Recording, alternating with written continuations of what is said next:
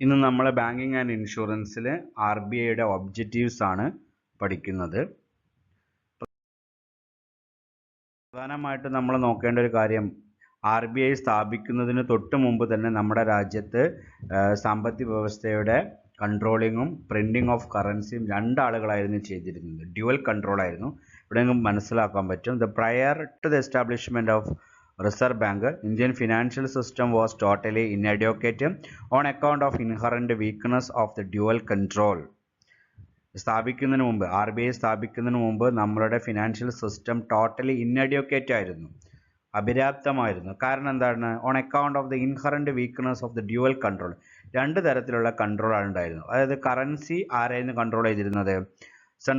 Central government ആയിരുന്നു. And credit by the imperial bank of India. Imperial bank of India ആയിരുന്നു credit control ചെയ്തത്. അതുകൊണ്ട് തന്നെ financial system വളരെ മോശമായിരുന്നു.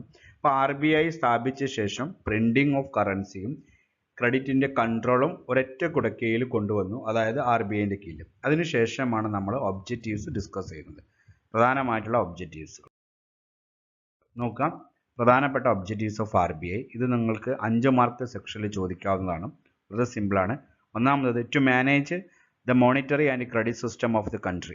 ആദ്യം ഇത് മാനേജ് ചെയ്തിരുന്നത് ക്രെഡിറ്റ് സിസ്റ്റം ഇമ്പീരിയൽ ബാങ്ക് ആയിരുന്നു. അപ്പോൾ manage the monetary and credit system of the country. എത്ര വായ്പ കൊടുക്കണം, എത്ര വായ്പ കൊടുക്കണ്ട, അതിൻ്റെ ആ പ്രൊപ്പോർഷൻസ് ഇപ്പോൾ തീരുമാനിക്കുന്നത് ആരാണ്? RBI ആണ്. എത്ര നോട്ട് അടിക്കണം അതിൻ്റെ വോളിയം തീരുമാനിക്കുന്നതും RBI ആണ്.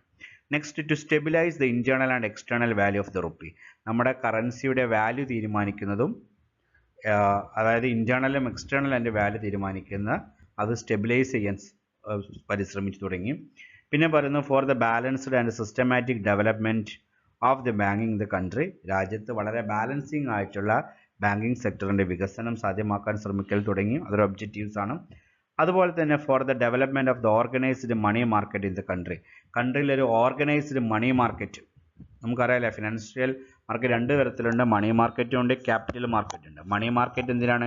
ഷോർട്ട് ടേം ലോൺ പർപ്പസിന് വേണ്ടിയിട്ടാണ്. അപ്പോൾ അതിനെ വളരെ കൃത്യമായുള്ള ഒരു ഓർഗനൈസ്ഡ് സെക്ടറിലേക്ക് കൊണ്ടുവരാൻ സഹായിപ്പിച്ചു. അതൊരു ഒബ്ജക്റ്റീവ്സ് ആണ്. അടുത്തത് പറയുന്നത് for facilitating the proper arrangement of agricultural finance and be in successful for the maintaining financial stability and credit in agriculture sector. അതുപോലെ തന്നെ അഗ്രികൾച്ചർ സെക്ടറിന്റെ ഫിനാൻസിങ് വളരെ ഒരു പ്രോപ്പർ ചാനലിലൂടെ കൊണ്ടുവരാൻ RBI ശ്രമിച്ചു. പിന്നെ പറയുന്നത് proper arrangement of industrial finance.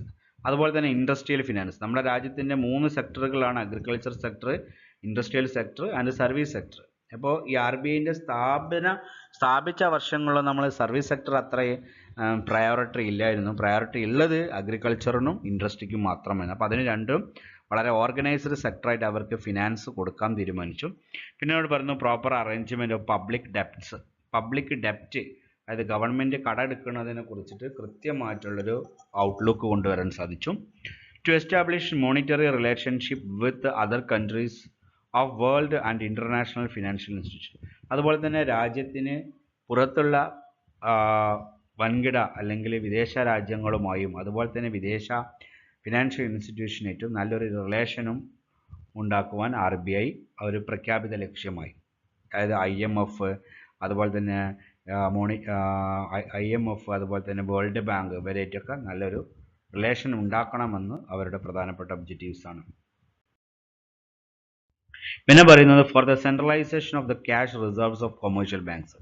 Commercial ബാങ്ക്സിന്റെ ക്യാഷ് റിസർവ്, അതായത് എല്ലാ ബാങ്കുകളും ഒരു നിശ്ചിത പെർസെൻറ്റേജ് അവരുടെ ടോട്ടൽ ഡെപ്പോസിറ്റിൻ്റെ ഇത് കീപ്പ് ചെയ്യണം RBIയിൽ എന്നുള്ളത് അവരുടെ ഒബ്ജക്റ്റീവ്സ് ആണ്. അതുപോലെ തന്നെ to maintaining the balance between demand and supply of the currency. കറൻസിയുടെ ഡിമാൻഡ് ആൻഡ് സപ്ലൈ ബാലൻസ് ചെയ്യാൻ ശ്രമിച്ചു. To regulate the financial policy and develop banking facilities throughout the country. കൺട്രിയിൽ നമ്മുടെ രാജ്യത്ത് മൊത്തമായിട്ട് നല്ലൊരു ബാങ്കിങ് ഫെസിലിറ്റീസ്, അതുപോലെ തന്നെ ബാങ്കിങ് സർവീസ്, നല്ലൊരു പോളിസി എങ്ങനെ ആയിരിക്കണം ജനങ്ങൾക്ക് ബാങ്കിങ് സർവീസ് കൊടുക്കേണ്ടത്, അതിന് നല്ലൊരു പോളിസിയും കൊണ്ടുവരുന്നു, ഇതിനെ ബാലൻസും ചെയ്തു. അതായത് നമ്മുടെ രാജ്യത്ത് നൂക്ക് ആൻഡ് കോർണറിൽ ബാങ്കിങ് ഫെസിലിറ്റീസ് ഒരേ രീതിയിൽ ലഭ്യമാക്കണം. അതും അവരുടെ ഒരു ഒബ്ജക്റ്റീവ്സ് ആയിരുന്നു. പിന്നെ പറഞ്ഞു to remain free from the political influence bill making of the financial decision. അതുപോലെ തന്നെ ഒരു പ്രഖ്യാപിത ലക്ഷ്യമായിരുന്നു ഏത് തരത്തിലുള്ള തീരുമാനം എടുക്കുന്നതും ഒരു തരത്തിലുള്ള പൊളിറ്റിക്കൽ ഇൻഫ്ലുവൻസ് ഉണ്ടാവാൻ പാടില്ല. അങ്ങനെ പറഞ്ഞാലും നമ്മൾക്കറിയാം പൊളിറ്റിക്കൽ ഇൻഫ്ലുവൻസ് വളരെയധികം ഉണ്ടാവും. പിന്നെ പറയുന്നത് to assist the planned process of development of the Indian economy. Indian സമ്പദ് വ്യവസ്ഥയെ ഉയർത്തുന്നതിൽ കൃത്യമായ പങ്ക് വഹിക്കണം. അതും അവരുടെ സ്ഥാപിതമായ ലക്ഷ്യങ്ങളാണ്. അപ്പോൾ ഈ 13 ഒബ്ജക്റ്റീവ്സ് നന്നായിട്ട് പഠിക്കുക. ഇതിൽ എന്തെങ്കിലും ഡൗട്ട് ഉണ്ടെങ്കിൽ എന്നോട് ചോദിക്കുക. വളരെ ഷോർട്ടായിട്ടുള്ള ഒരു വീഡിയോ ആണ്. അല്ലാതെ നോട്ട് പ്രിപ്പയർ ചെയ്തിട്ട് എനിക്ക് സബ്മിറ്റ് ചെയ്യണം. ഓക്കെ.